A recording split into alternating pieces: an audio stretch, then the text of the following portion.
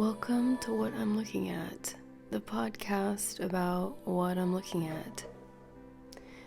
I've got a new mic today. It's a very exciting day, a new microphone, and it's definitely the most adult, fancy, expensive microphone I've ever had.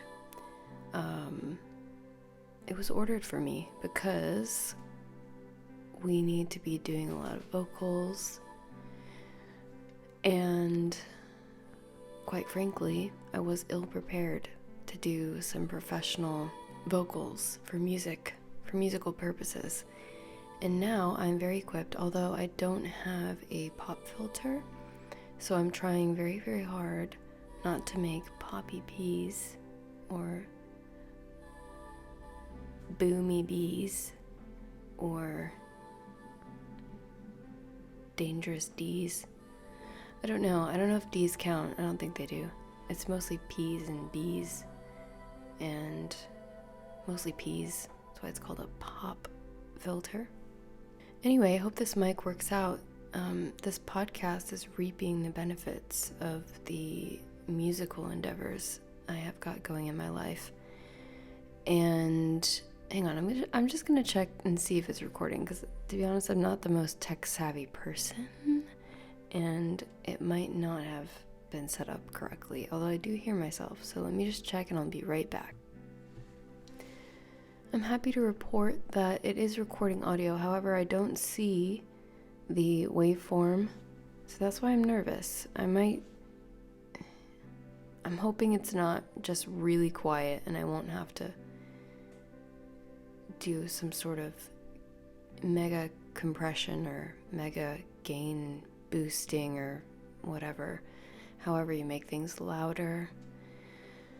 There was a time in my life when I thought, yeah, I want to get really good at technical things musically, so I can be completely self-sufficient and know what all the cables do and know how they transmit currents or carry currents. I don't think currents are transmitted, and know where all the patches on the patch bay go, and all that kind of thing, and know what megahertzes are peaking. And I'm just pulling out some words, but I did try for about 5 minutes. I think some people's brains just don't go that way, and I know that's a cop-out. I think I definitely could learn. I think I'm capable. I don't think I'm dumb or daft, as they would say here in the UK. But it's just a question of where to put the energy. And I just don't want to know. I don't want to learn. I don't want to know how all this stuff works. I just kind of want to outsource it to people who know what to do, because I do know those people and they're my friends, and so they can help me, and I can just focus on the other part, which is making stuff. And the only thing I do need to focus on is making stuff well enough so that it can actually be usable by the people who need to boost frequencies and duck other things, and all that kind of stuff. Anyway, this is a podcast about what I'm looking at. I already said that. Some people use it to go to sleep. Some people use it to just have a friendly chatter in the room. Some people put it on for their dogs in the room while they go out to eat or go out, I don't know, to the supermarket, because dogs aren't allowed in the supermarket for some reason. Don't really understand that one. I think all animals should be allowed in the supermarket, except for maybe raccoons, because raccoons are very clever and they have very clever hands as well.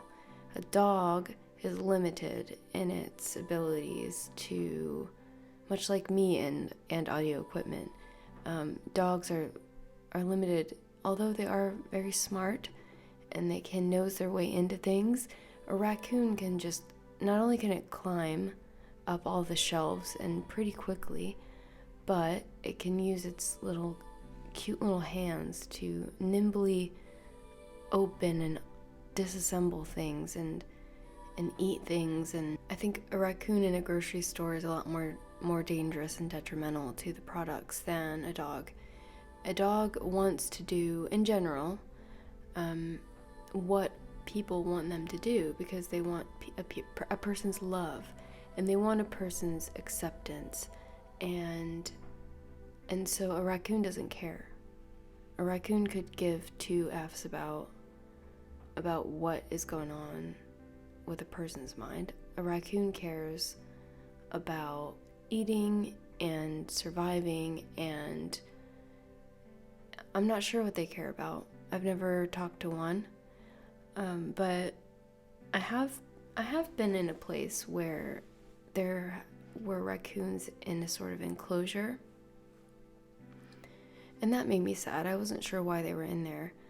It was like at a rest station in the UK. They had like meerkats there, they had raccoons. Anyway, this guy was trying to take a video of the raccoon, and the raccoon stole his phone. So I didn't talk to the raccoon, but I saw its attitude, and it made me think, yeah, it doesn't really care what a human thinks. But I love raccoons. I think they're extremely adorable and beautiful as well, and I think they're clever. So anyway, the podcast is put on for dogs when their humans are at the store to keep them company, because again, a dog likes the company of a human. It just does, and it's a people pleaser. But when they go out, they might get lonely, and that's where I come in. So the podcast is for that. Maybe even for like someone who's trying to learn English. Sometimes I'm trying to learn Spanish, and sometimes I put on, a Spanish podcast or a Spanish video. They have those channels, they're like slow news or slow conversation in Spanish, and that's very helpful. And so maybe someone would put on this podcast who's trying to learn how to speak English, and they can pretend like not pretend like I'm their friend. I would say I am their friend. Sure, why not? But like I'm their friend talking to them, and maybe they understand every couple words, which is great. Well done. English is, anyone who learns a second language, I think, good on you. And for those people who are like trilingual, quadlingual, very, very impressive. I think it's, you might hear some water flowing. That's my upstairs neighbor. I'm in the center right now, but the water just comes through this flimsy little pipe, and it's very loud. It's like a random water feature.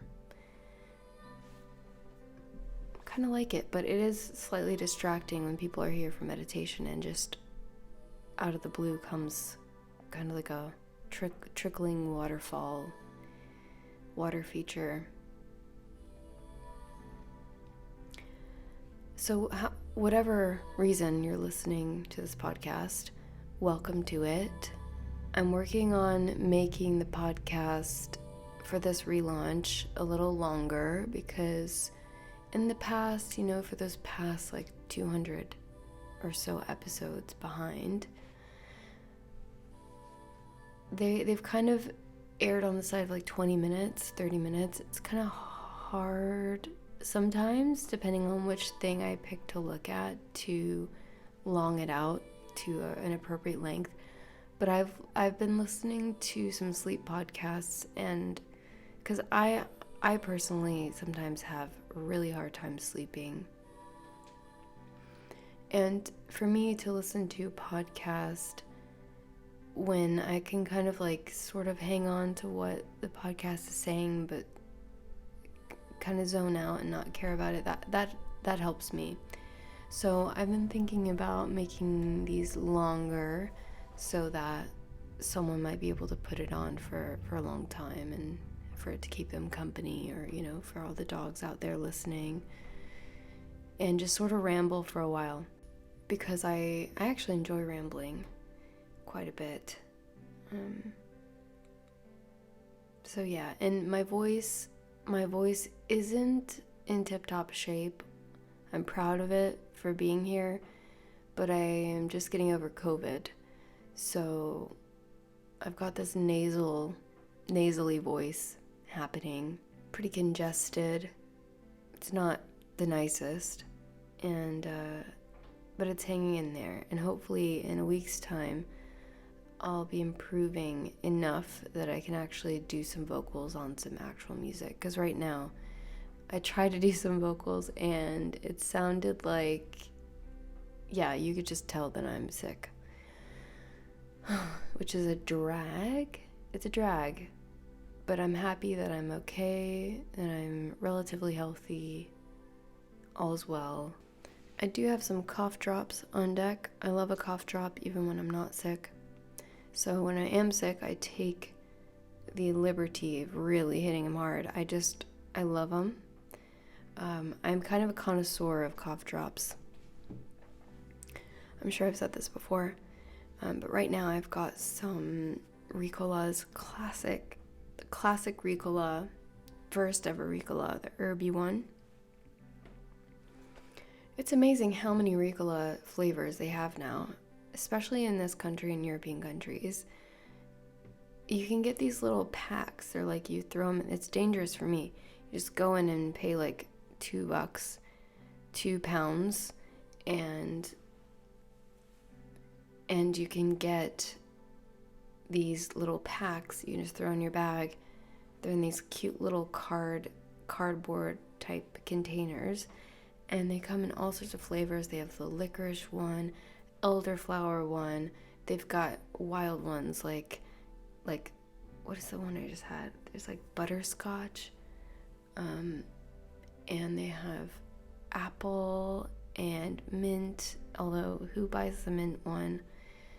And the original. So that's gonna be my treat after talking into this microphone for however long I'm gonna do it for, is having a Ricola. It's my light at the end of the tunnel. So today, everyone, I'm going to be looking at a what is it called? A canister? What is it called? A spray paint can. It's like a spray paint can, but it's Artist's Fixative. So for a little bit of background, Fixative is used when you're using media that's like kind of chalky and has a lot of debris going on. So you would use it for like a charcoal drawing or pastels, anything that's kind of chalky and will blow all over the place. Even pencil you would use it for, and I use it pretty often. Some artists that I've met have said that hairspray is the exact same thing, and I don't know if that's true or not.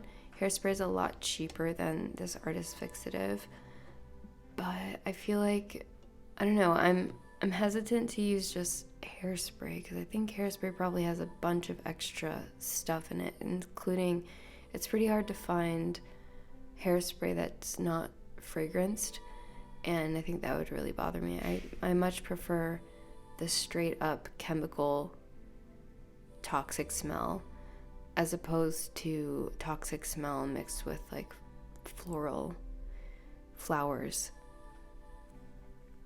So yeah, I just usually buy the Fixative because of those reasons, and also it lasts a long time. So yeah, it costs a little extra than hairspray, but I'm not using it, a ton of it every day, so I feel like it's all right.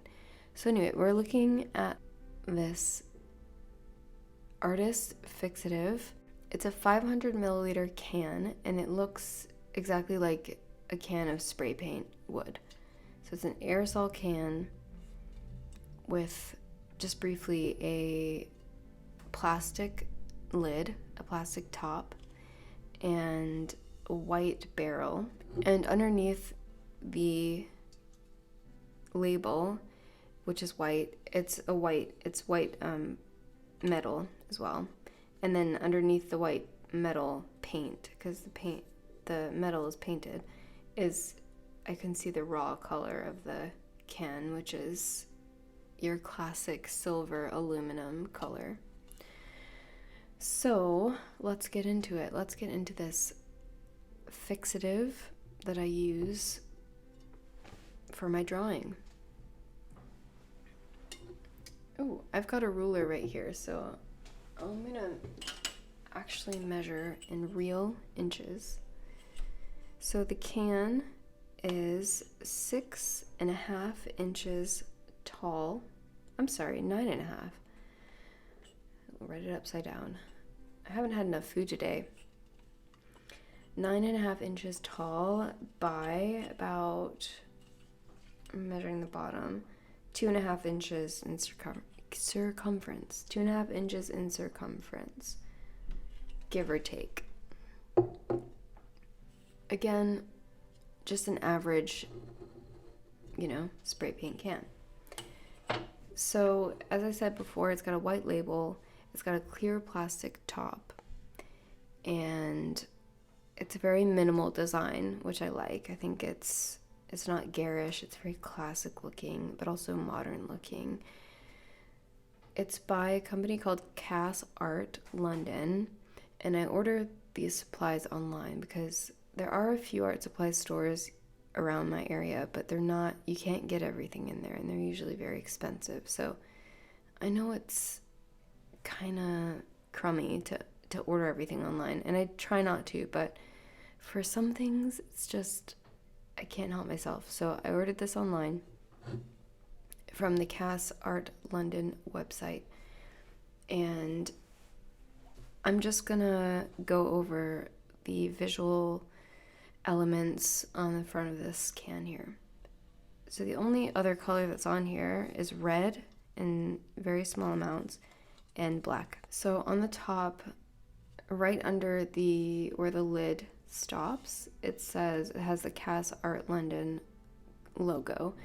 The Cass, spelled CASS, is going vertical, and then art is going horizontal, and then London is under the art, so it kind of forms a little rectangular logo.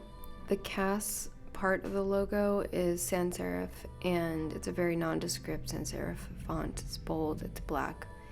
The art part is a sort of stencil font. It's a stencil style, so it's got some breaks where, like the A is connected to the other side of the A. That made no sense. It's just broken up in a way that, you would make a stencil if you've ever done that before.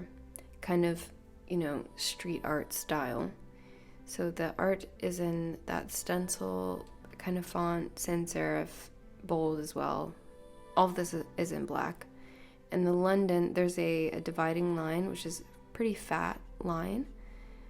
And then the London is in a sans serif font, possibly the same as the Cass font, but it's less bold, so it's definitely the least bold on the logo. So there we have the Cass Art London logo. There's a dividing line which is going vertically, and then we have kind of an emblem here, a circular emblem, and it says in the middle, big letters, numbers 500 milliliters. So right off the bat, you're getting 500 milliliters, and then around the circle, there's like a thick border and then a thinner border of the circle, and inside it says, let's fill this town with artists, let's fill this town with artists, let's fill this town with artists, over and over in a circle. And that's sans serif, same font looks like as the Cass, just black and white, very simple.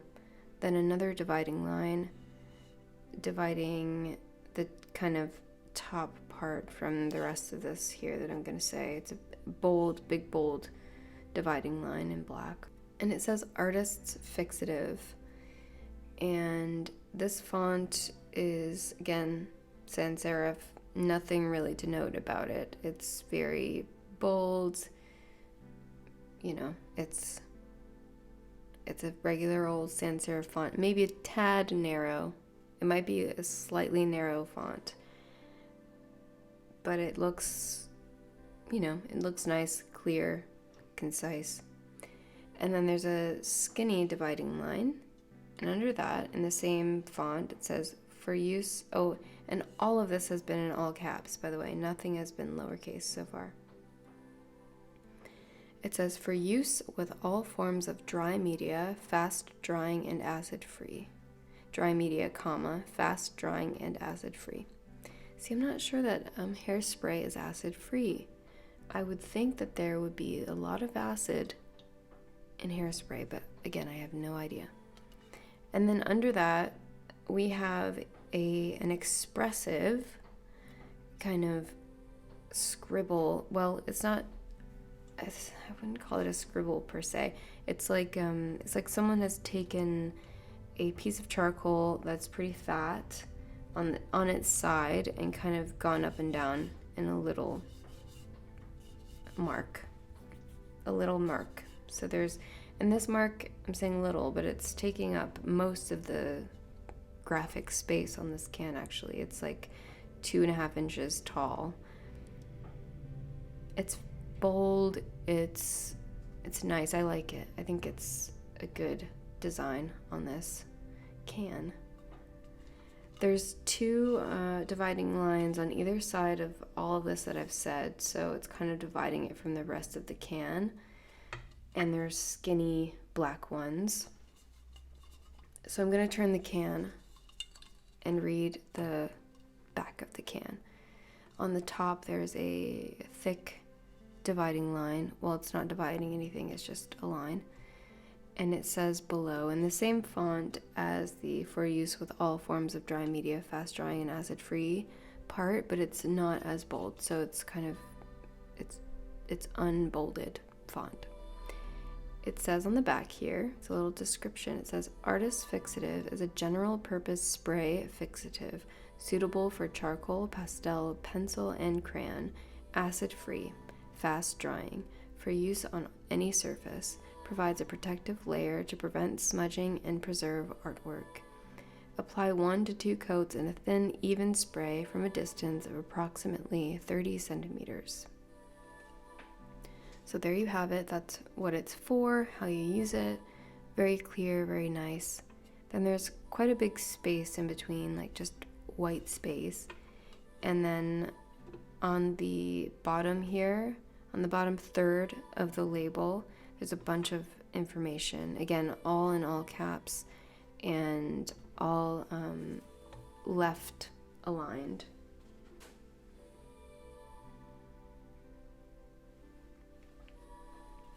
I'm going to read to you everything that this says here. It's in the same font as the description above. It says Cass Art 6667 Colebrook Row, London N1 8AB. Keep out of reach of children. Use in a well-ventilated area. If medical advice is needed, have product container or label at hand. Caution, extremely flammable aerosol. Pressurized container may burst if heated. Causes serious eye irritation. Keep away from heat. Hot surfaces, sparks, open flames, and other ignition sources. No smoking. Do not pierce or burn even after use. Wash hands thoroughly after handling. If in eyes, rinse cautiously with water for several minutes. Remove contact lenses, if present and easy to do. Continue rinsing. If eye irritation persists, get medical advice / attention. Protect from sunlight. Do not expose to temperatures exceeding 50 degrees Celsius / 122 degrees Fahrenheit. UF, this is like just the product number or something on the bottom. UFI U3XV-69T7-A002-8985. Then we've got 2 caution emblems. This is where the red comes in. They're in red diamonds. And these emblems are red diamonds surrounding some symbols. One has an exclamation point inside, and below that there's a diamond with a fire symbol inside. So I guess the exclamation point is just like, hey, look at me. Look at me. Look.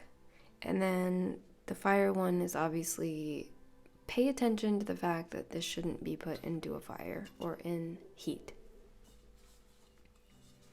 The only other elements on this can are on the top here. If I rotate it a little more, it's www.cassart.co.uk. I recommend them if you need some art supplies. And then on the very bottom, right under cassart.co.uk, it says 500 milliliters, E3650, made in the EU, product 5-41296615101. 9, and then a barcode 5055395503792 carat. And there we have the can and all of its contents. The bottom is silver. Here's the lid being taken off.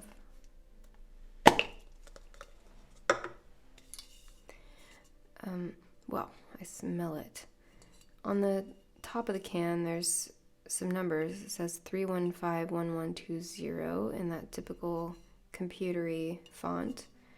The spray nozzle is black plastic, and it's a silver top. And yeah, that's, I think I already said the lid is of clear plastic.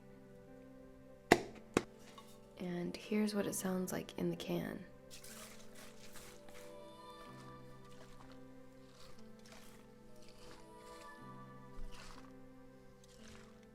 Pretty nice and pleasing sound, if you ask me.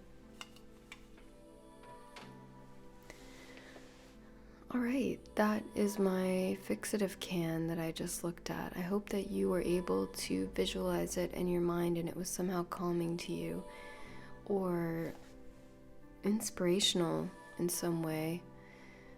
I do recommend it. I think it's a good product. I liked looking at it.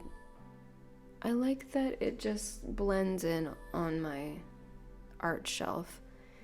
I'm a person who doesn't, some artists are like, they like stuff everywhere and they like it really messy. And I think that's so cool. Like I often wish I was that type of person that like didn't mind a mess or like was inspired by stuff being everywhere, but I am the opposite. Like I need blankness in my physical space in order to focus and concentrate, or else I just want to clean it all up.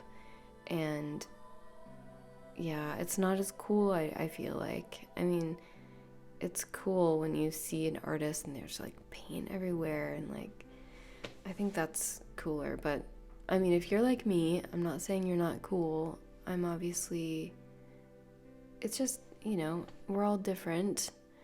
But I appreciate how this is minimal, and so I can have it out and not, feel like I need to put it away in some kind of bin to shield my eyes.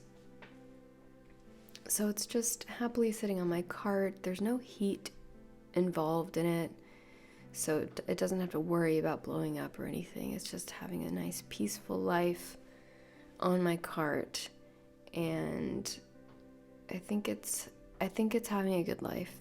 It gets used every now and then, not too much. It gets a good rest. So I hope you enjoyed hearing about it. And the purpose of looking at things is to notice things about things that are around. And I think it's helpful in many ways. Like, sometimes I think about how if you get used to looking at things in depth and noticing things, it could be helpful.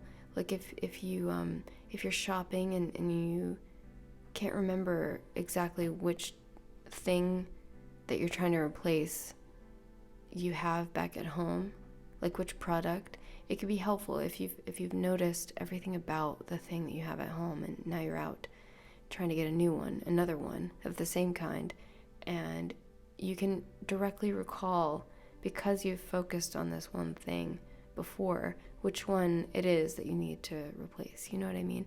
And also for crimes,